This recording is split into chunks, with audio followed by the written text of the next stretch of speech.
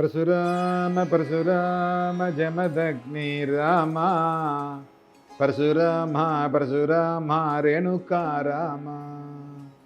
எல்லாம் வல்ல அன்னை மூகாம்பிகையினுடைய திருவருளோடு இன்றைய சிந்தனைகள்.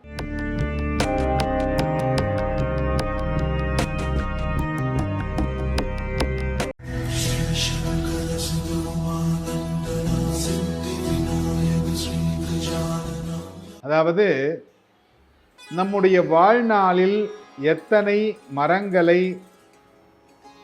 நாம் வளர்த்திருக்கிறோம்.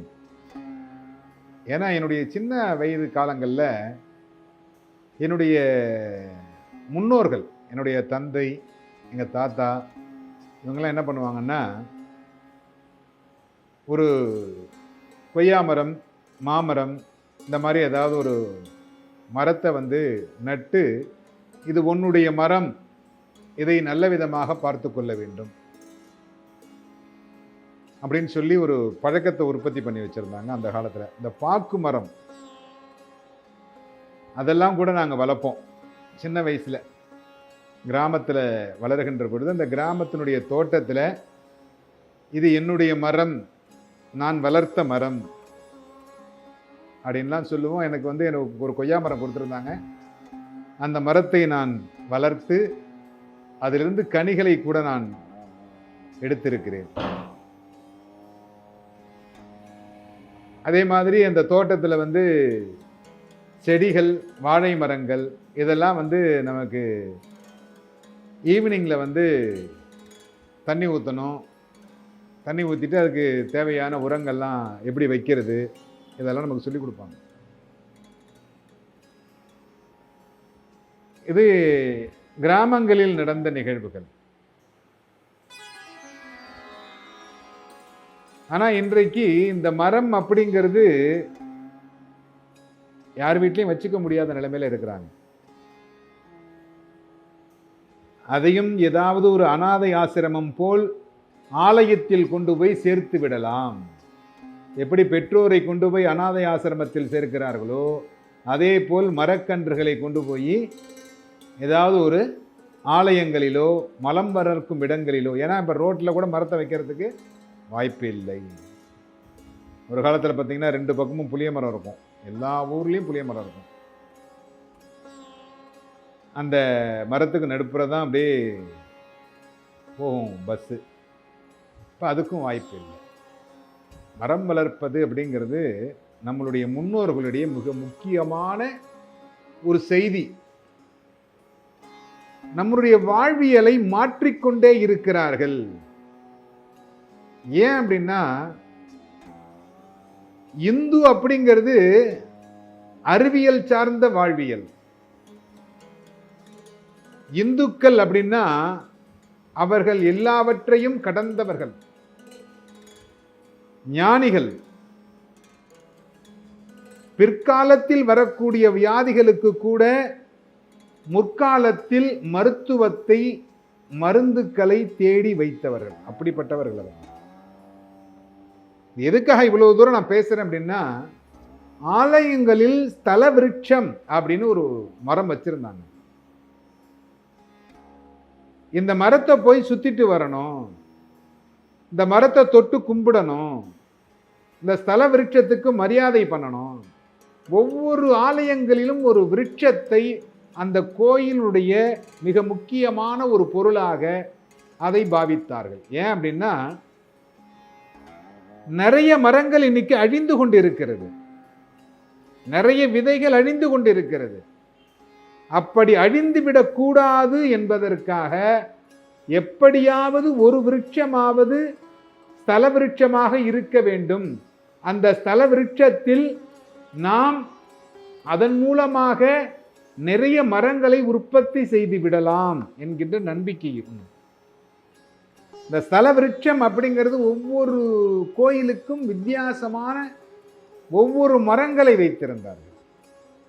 ஏன்னா மூலிகை அப்படிங்கிறது நமக்கு கிடைத்த ஒரு பெரிய வரப்பிரசாதம். சித்தர்கள் இந்த காத்தை சுவாசித்தால் உனக்கு இந்த வியாதி குணமாகும், அது இப்படிப்பட்ட காத்தாக இருக்க வேண்டும். காற்றின் மூலமாகவும் அக்னி மூலமாகவும் ஜலம் மூலமாகவும் மருத்துவத்தை நமக்கு தந்தார்கள். இந்த மருத்துவத்தை தருகின்ற பொழுது இந்த ஊரில் ஏற்படும் சில வியாதிகளுக்கு இந்த மரத்தின் மூலமாக அந்த வியாதிகள் குணமடையும் என்பதை அறிந்து அதை ஸ்தல விருட்சமாக கொண்டு வந்தார்கள். நம்முடைய முன்னோர்கள் அப்படிங்கிறவங்க சாதாரணமானவர்கள் இல்லைங்க. நீங்கெல்லாம் ரொம்ப அதாவது என்னமோ பேசுறீங்க, எதை பேசணும்னு தெரியாம நிறைய பேர் பேசிக்கிட்டு இருக்கீங்க.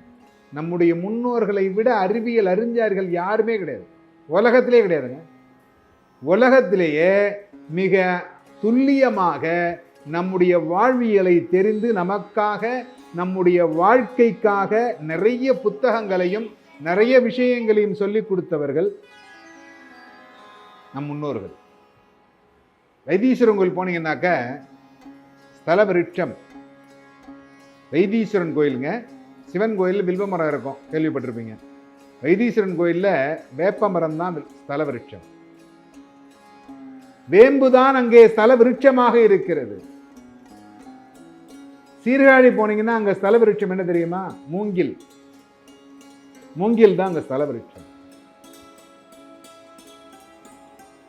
திருவிடைகழி முருகன் ஆலயத்திற்கு போனீங்கன்னா அங்க போனீங்கன்னா குரான் ஒரு மரம் வச்சிருப்பாங்க. குரா மரம் தான் அங்க ஸ்தல விருட்சம். நான் வேற எங்கேயும் கேள்விப்படவே இல்லை. குரா மரம் தான் அங்கே ஸ்தல விருட்சமாக இருக்கிறது. கர்ப்பரட்சாம்பிகா கோயிலுக்கு போனீங்கன்னா முல்லை செடி தான் ஸ்தல விருட்சம். அந்த மாதிரி நிறைய விஷயங்கள். ஒன்றும் இல்லை, இங்க இருக்கிற திருப்போரூருக்கு போனீங்கன்னா அங்க ஸ்தல விருட்சம் என்ன தெரியுமா? திருப்போரூர் முருகன் கோயில ஸ்தல விருட்சம் வன்னி மரம். நிறைய கோயில்ல வன்னி மரம் பார்க்கிறோம். வன்னி மரம் எங்கெல்லாம் இருக்கிறதோ அங்கெல்லாம் தண்ணிக்கு பஞ்சமே வராது. இந்த வன்னி மரத்துக்கு அவ்வளவு பவர். பனை மரம் ஸ்தல விருட்சமாக இருக்கிறது. இந்த மாதிரி நிறைய மரங்களை நாம் இழந்து கொண்டிருக்கிறோம். இந்த ஸ்தல விருட்சம் அப்படிங்கிறது கடவுளுக்கு இணையான ஒரு செயல். இந்த மரத்தின் மூலமாகவும் இந்த மரத்தில் இருக்கும் வேர்கள் மூலமாகவும் பட்டைகள் மூலமாகவும் கனிகள் மூலமாகவும் விதைகள் மூலமாகவும் நம்முடைய வியாதிகளை குணப்படுத்த முடியும் அப்படின்னு தெரிஞ்சு இன்னைக்கு பார்த்தீங்கன்னா மூங்கில் தண்ணீர் அப்படிங்கிறாங்க. மூங்கில் மரம் ஒரு ஸ்தல விருட்சங்க. ஒரு ஆலயத்தில் மூங்கில் தண்ணீர் அப்படிங்கிறாங்க. அப்புறம் மூங்கில் குடுவையில தண்ணி வச்சு குடிச்சாக்கோ ரொம்ப நல்லது உடம்புக்கு அப்படின்றாங்க.